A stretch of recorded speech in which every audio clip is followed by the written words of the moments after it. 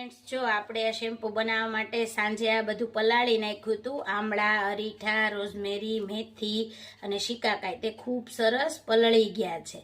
સાથે ચોખા પણ ઠંડા પાણીમાં પલાળ્યા હતા.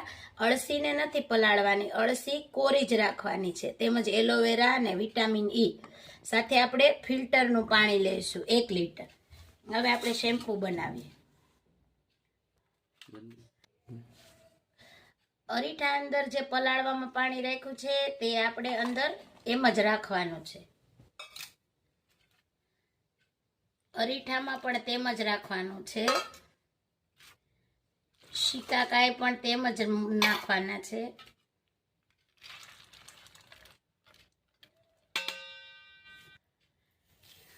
અળસી આપણે કોરી જ નાખવાની છે.